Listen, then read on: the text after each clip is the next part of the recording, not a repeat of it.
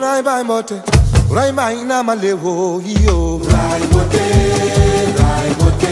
yo. Oh ina lewo, mama ina malewo yo. Rai mote yo. Oh rai bai na malewo yo. Rai mote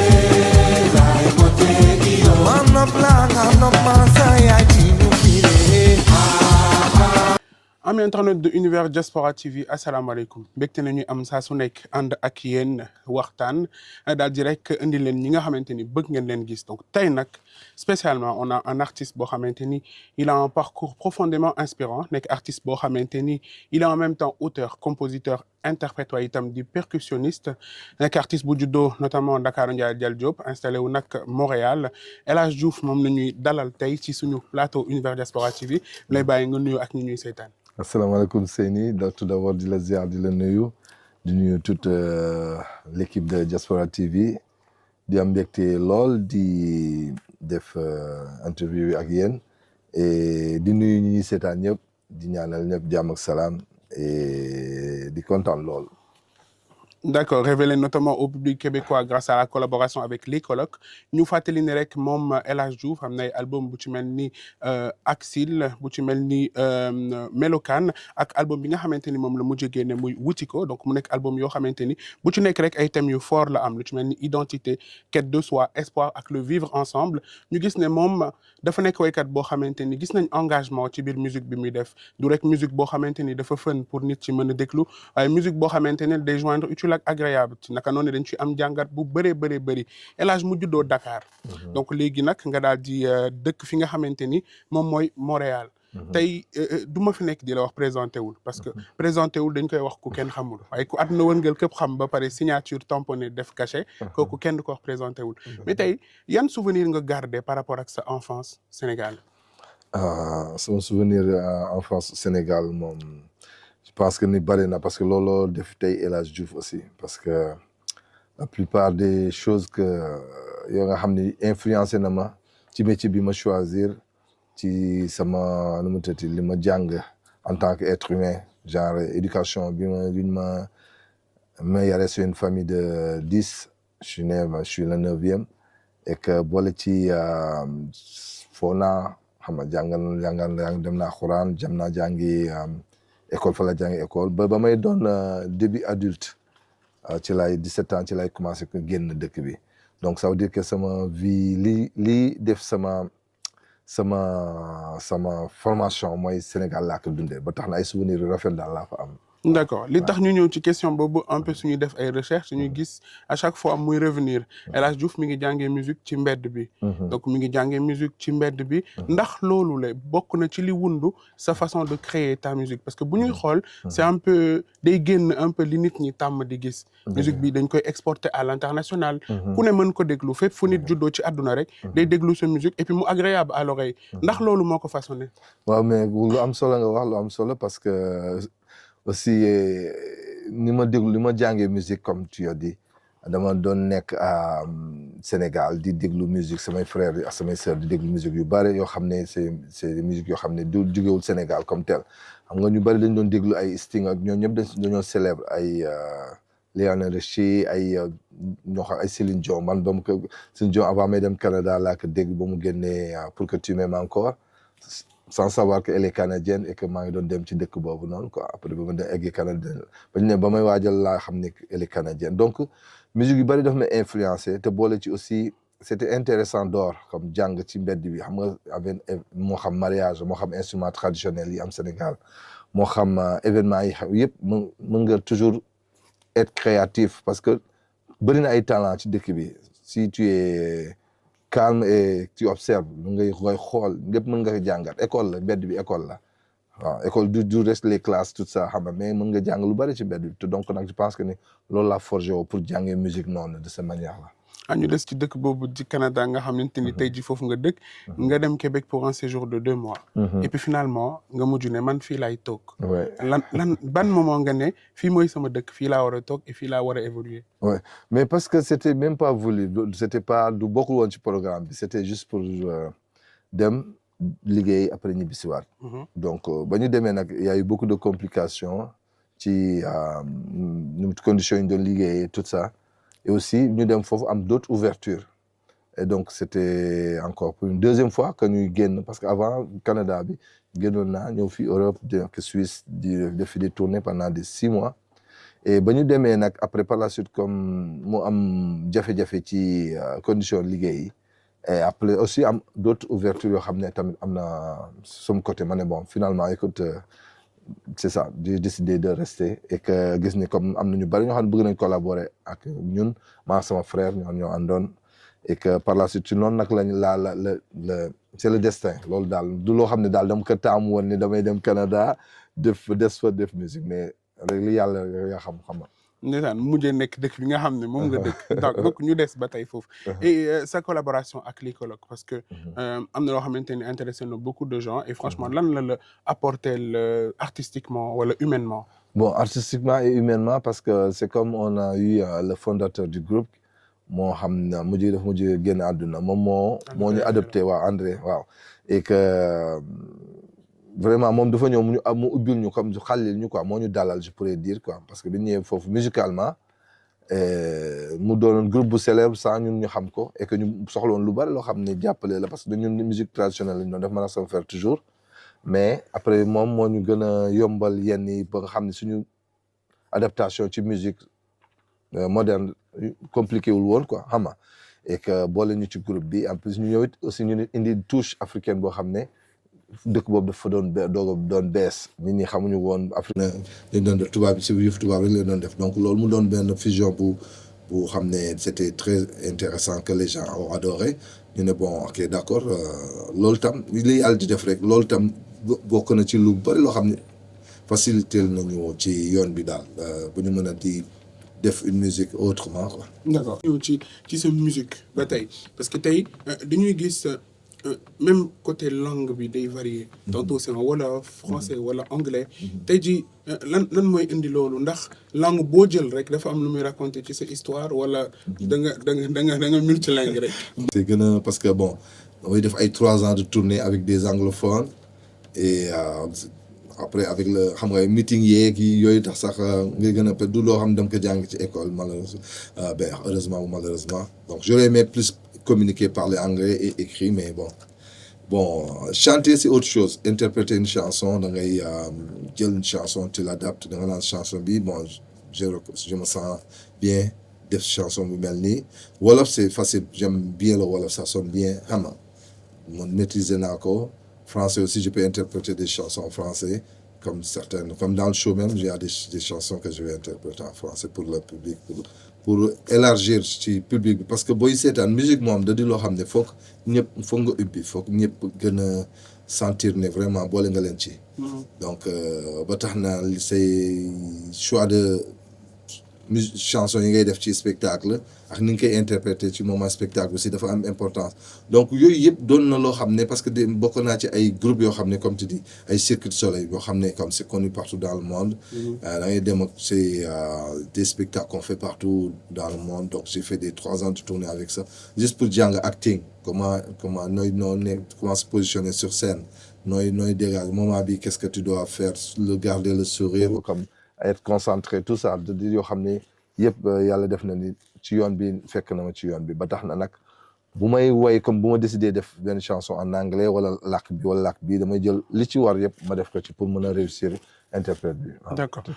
man beneen question bi mooy damay gis par exemple su may déglu woyu El Hadj wala may stan clip bu El Hadj j'ai l'impression d'être devant un acteur. Parce que je vois beaucoup d'émotions. damay gis ne ci musique bi dafa am émotion. et puis même ci expression faciale bi ngay gis ci clip bi. li musique bi di way loolu la kanam bi di wane. est-ce que da nga def acting. ben def naa acting mais nag acteur moi je suis mauvais acteur moom ayu ba ci quoi. ah bah non pas du tout. acteur j'aurais aimé nag vraiment parce que bon dama ne woon peut-être bu fekkoon ni comme tel naa xam kii bi. joué naa benn film ci cinéma mais sama rôle laa joué man sama personnage bopp. mais sinon lu intéressant la j'aime le cinéma damay xool kii waaw j'aime beaucoup les films d'action science-fiction tout j'aime le cinéma mais être acteur c'est autre chose c'est là je suis que ni bon bàyyi ma des ci way bi ak l'autre clip bi je fais de mon mieux parce que comme peut-être le fait que maay composer la plupart des chansons que je fais xam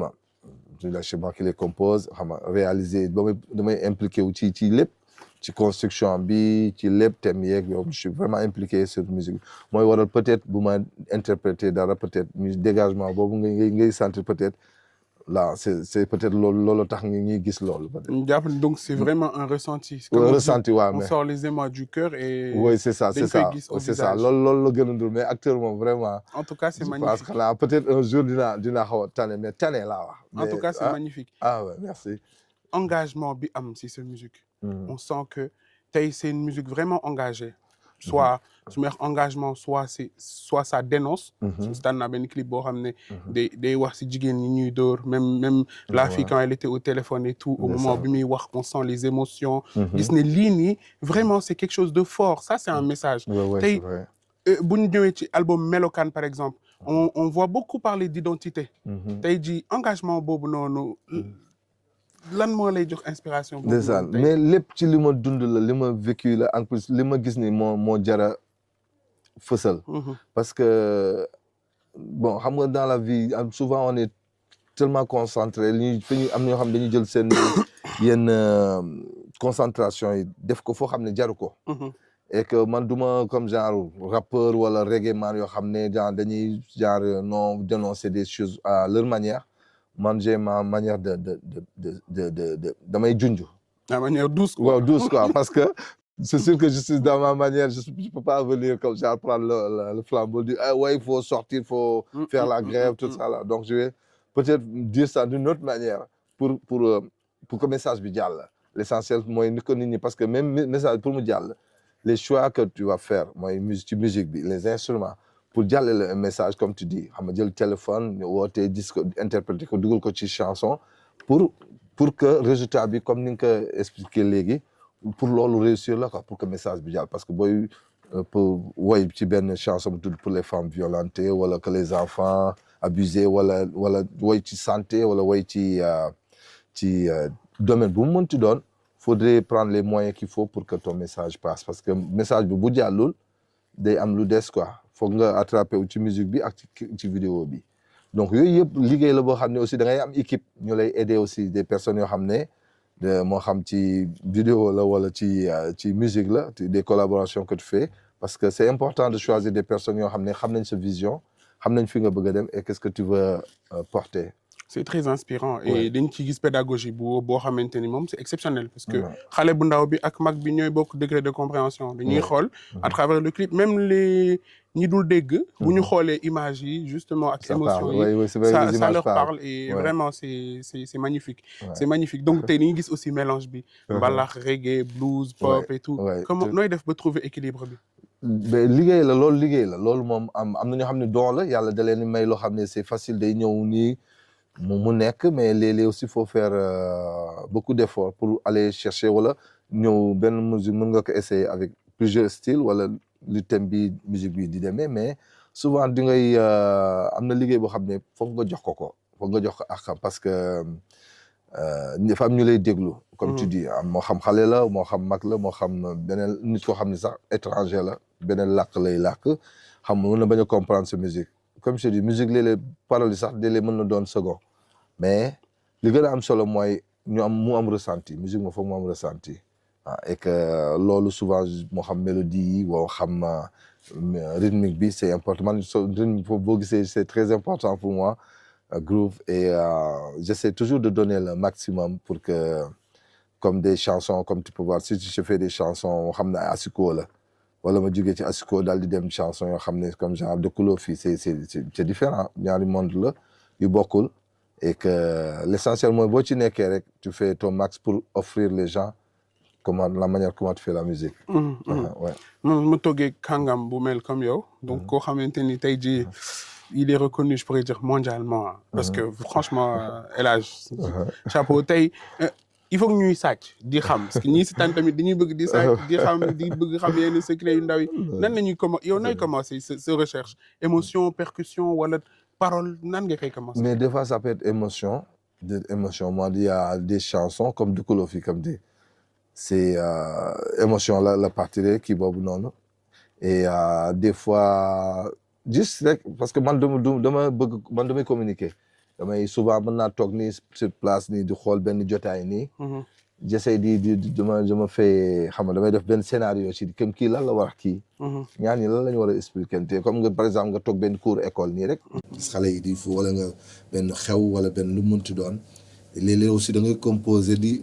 tu te mets à la place de l'autre comme tu wax kii qu'est-ce que bu ma nekkoon kii que man nan laay comporté wu ak diw donc adduna xam boo ci nekkee moom da ngay impliqué wu da ngay jéem a fexe di bokk di jéem a créer moom c'est pas tout le monde peut créer xam nga donc il y a des choses des fois am na chanson yoo xam ne ci nelaw sax la lay fekk ci nelaw léeg-léeg tam nga nelaw am na chanson yu bari yoo xam ne nelaw gu métti moo tax sax parce que léegi damay yeewu jël sama enregistreur daal di enregistrer samay mélodie yu may ñëw ni comme naturellement léeg-léeg mu ñëw mais sinon liggéey la rek li ci des yëpp c'est y a du travail à faire comme je dis soit bien entouré avec du monde yoo xam ne gëm nañ li ngay def wala bëgg nañ la jàppale ci li ngay def ñuy xelal la mais n'empêche que yow mi jiite foog nga xam fi nga bëgg a dem c'est à la place ñi ci la nit ñi gën a mën a accompagner aussi quoi mais du tekk ni léeg-léeg nga jël idée sur quelqu'un yoo xam ne tam dama am esprit ouverture d'esprit boo xam ne damay bëgg a xam mën naa def dara ma xam ni comme ça va wala ni mais bëgg naa xam tamit yow naka nga ko gisee parce que man maa ko def mais yow yaay déglu. waaw donc dafa mel ni nga def film mais nga nit ñi seetaan yow ngay seetaan nit ñi xool seeni réaction yan moment la ñuy fecc yan moment la ñuy sentir naan wala yan moment la ñuy wax ak yow naan la non morceau bi léegi loolu la donc loolu yëpp liggéey bi la bokk. ñu ñëw ci album wuti ko. ou par exemple en quête de quelque chose. tey jii yow quelle est ta quête en tant qu'artiste wala en tant qu'homme. Moi, en ce moment, ma quête, c'est le bonheur et être vraiment en santé et de voir mes enfants grandir, de profiter de la vie. C'est ça comme je pense, comme tout le monde. Parce qu'à un moment donné, c'était de voyager, de quitter le Sénégal. Au moment donné, c'était de genre faire un album. Après ça, c'était bon, gagner un Juno, gagner un prix. J'ai gagné des choses. Après, toujours, c'est la vie. Toujours, tu es en quête de toujours quelque chose. Toujours je dis que dama naan am na benn morceau boo xam ne adduna bi moom sac nii boo xam ne da ngay lépp bagage comme da ngay mel ni comme ouvrier bu génn si këram mais jël ay matériels lépp mu ngi ci saagam fu ñu ko woowee pare na fu mu munti jànkonteel comme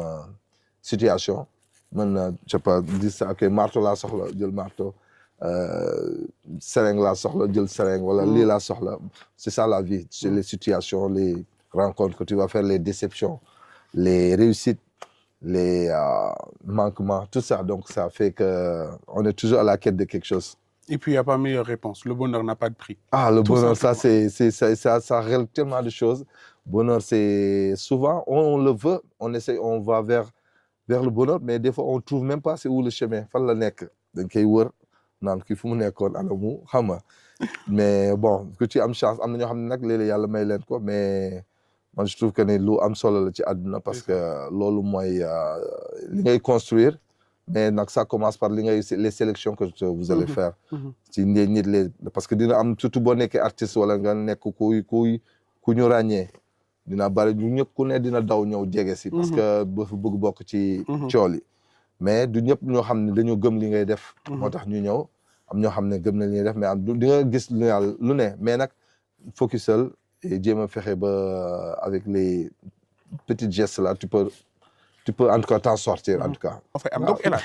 là pour le moment dañuy daal di rek ñëw ci li nga xamante ni mooy njeexital émission bi. donc def ay tuuti kii yu ndaw rek. qu'est-ce que tu aimerais que ton public ressente en sortant des concerts. Man de bëgg naa ko suy génn rek kuy génn ci salle bi daal vraiment am sourire boo xam ne danaan waaw bu ma yëgoon indi toute la famille wala bu ma yëgoon prochaine fois kañ le prochain spectacle El Hadj Diouf loolu sama but ci musique parce que bëgg naa nit kuy ñëw rek am loo yóbbaale loo xam ne vraiment moo xam parce que répertoire c'est sûr que ni bëri na am na chanson yu bëri yoo xam ne doo mën a def yëpp et ndax da ngay jékki-jékki ñi laaj la ay nu mu tuddati telle chanson wala telle chanson mais daal préparé nañ leen pas mal de chansons yoo xam ne ku ne dina ci retrouver wu ci entre les 3 albums que vous avez nommés yëpp yoo xam ne daal ñu koy pare mais public bi moom macha allah ñu fi ñëw moom dinañu am vraiment loo xam ne dina leen montrer dina leen won daal benn côté boo xam ne niñ peut-être dinañ gis spectacle d'une autre manière comment dinañ gis-gis bi dina wutee daal ni ñuy seetaanee spectacle parce que sama spectacle c'est comme ñoom dañoo bokk ci spectacle public bi ñëw dañoo bokk ci spectacle bi parce que dañuy participer ci spectacle bi et connexion la parce que du damay ñëw rek def ay démonstration ne bon mën naa way wala mën naa tëgg wala xama donc dama am loo xam ne dama ko bëgg partager ak ñoom donc ba tax na daal lépp daal foofu lay xewee. donc gars yi préparez-vous pour un feat parce que loolu featuring la. waaw donc public bi ak moom El Hadj dans tous les cas El Hadj ne déçoit jamais donc loolu moom amuñu ci sax xel ñaar tey bu doon sa dund percussion la. artistiquement. ban rythme lay doon. rythme asiko lay doon. rythme asiko. asiko lay doon une vie un peu agitée. non asiko xam nga asiko dafa di loo xam ne du typiquement sénégalais. asiko suñu maam yi ñi nga xam ne dañoo. di leen doon jëlee ci comme yeneen dëkk yu mel ni ay Ghana ay Nigéria ay partout ñoo indaale asiko Sénégal ndax boo gisee asiko souvent le langage la boo xam ne bokkul sax suñu làkk yi ñuy làkk et que rythmiquement ñoo fa installé comme avec l'île de Gorée ñu leen doon transporter di leen indi ñoom ñëpp donc loolu dañ fa héritage bu ñu fa bàyyi boo xam ne même ñooñ foofu seen dëkk dañ fay jouer asiko quoi donc nag rythme boobu c'est universel rythme boo xam ne la genre je pourrais dire que mooy house africaine moo xam ku ko dégg moo xam Ouzbékistan nga dëkk moo xam Ñambur nga dëkk moo xam foo mënti dëkk wala Burundais nga wala mu tëddi russe nga da ngay accessible donc rythme boo xam ne la vraiment c'est vivant donc ku ko gis rek gis boppam moo tax man j'adore ce rythme là ouais. soo waroon résumer ce parcours ci benn mot ban mot lay doon un seul mot. un seul mot ça c'est ni nag yaa ngi la question bu doy waar ah jàmm. jàmm. ouais ndeysaan. ouais jàmm ndeysaan. nee na jàmm ci la lépp xaj. jàmm mooy dund jàmm mooy boo amee jàmm rek je pense que li ci des boo doyloo je pense que li ci des mën nga dëkk lépp parce que imagine toi boo amee jàmm le reste ça passe quoi je pense que jàmm daal mooy si lay wax. Est-ce que tu penses que la musique peut guérir quelque chose? Bien sûr. La musique, c'est une thérapie, ça soigne beaucoup de gens. Des fois, on a des événements, des fois, damay dem ci yenn hôpitaux yi yenn yoo xam ne pour que nit ñi déglu musique wala ma woyal leen. Et que ça, j'aurais aimé même le faire plus au Sénégal. Parce que des fois, bu mu fa demee parce que am ñoo xam ne dañuy dégg say baat am na benn ma wax la benn anecdote am na benn album bu ma def ak benn tubaab. tubaab bi ba mu déggee sama baat nee dafa dégg sama baat dafa bind waa ji nee na moom dafa doon dem xaru ji. dafa doon dem xaru ji et ba mu déggee musique bi ak sama baat loolu moo ko changé loo idée. ndax dafa mel ni dafa am leneen lu mu ko te man xam nga ba may way xaw ma kooku xaw ma lu may way dama doon way parce que li ma la dégg waaye xaw ma sa musique fan lay egg fan lay dem. et que comme tu dis am ñoo xam ne dañuy yenn maison de retraite yi wala yenn xale yoo xam ne dañu nekk ci phase finale. waaw donc dañuy ñëw defal leen musique boo xam ne juste même bu fekkee ni sax mais ça peut soigner la musique. waaye ça peut soigner am ñoo xam ne léegi dañu am problème bu baax ba ci prison yi léegi dañuy dem di fa def ay performances pour aider les gens donc musique peut soigner moi je dis oui. Comme quoi la musique est une thérapie. Ouais. Musique moom. Ouais. day boole xol yi comme on dit. dëgg la. tey tu as ton El Hadj de 10 ans El Hadj bi amoon 10 ans nekkoon Sénégal. mu ngi nii moom nga jàkkaar lool. ban conseil nga ko doon jox. El Hadj moi je dirais que ni nekkal ki nga nekk sois fier de toi et continue d'être ce que tu es. loolu de laa koy wax. jàng naa ci j'espère que jàng ngeen ci El Hadj bi amoon 10 ans nekkal ki nga nekk sois fier de toi et continuer sa yoon bu la dara baare moo tax tey mu doon El Hadj bi mu doon tey ñu am ci mbégte ak kontaan moom nañu doon dalal dama lay bàyyi nga tàggatoo ak ñi lay seetaan. Seyni damay kontaan lool di wax ni vraiment kontaan naa lool ci émission yi parce que je me sens tellement à l'aise on dirait qu'on se connaît depuis longtemps mais les questions sont tellement pertinentes que je me sens à l'aise mënoon nañ def émission bi toute la journée. mais oui. Parce que c'est des questions yoo xam ne souvent duñ la ko poser. Et que wax si sa bopp yombul. xam nga wax ni ki nga doon wala qu'est-ce que tu veux devenir wala qu'est-ce que tu as fait. mais ba tax na daal je remercie ñi ñu seetaan émission bi yëpp. et di wax ngeen gën a continuer di suivre émission yi ngeen def ndax moom bu dee nii la moom c'est intéressant man moom dama leen suivre dinaa leen suivre. incha allah et que di invité ñëpp aussi ñu suivre émission yi parce que dafa am njëriñ lii rek lañ fi am. suñu culture suñu passion. et aussi di wax ne vraiment ñi nga xam ne jàppalante. loolu mooy l'union fait la force. du mu nekk rek ci gémmiñ yi na nekk ci jëf yi. nañ ko gëm na nekk ci acte yi donc daal di ñaanal ñëpp jàmm. yàlla na ñëpp am jàmm. et merci beaucoup encore. jërëjëf ñu ngi lay remercier di remercier ñi nga xamante ni ñoom ñoo ñu doon seetaan rappel bu ndaw El Hadj nañu àndaloon El Hadj Diouf artiste bu mag kenn dootu ko présenté comme ni mu leen koy waxee saa su nekk rek di kontaan te di leen wax itam ngeen accroché aussi Univers Diaspora TV di ñaan yàlla mi am jàmm tey jàmmale te ku mu jàmmal nga am jàmm mu jox ñu jàmm jaa ngeen jëf.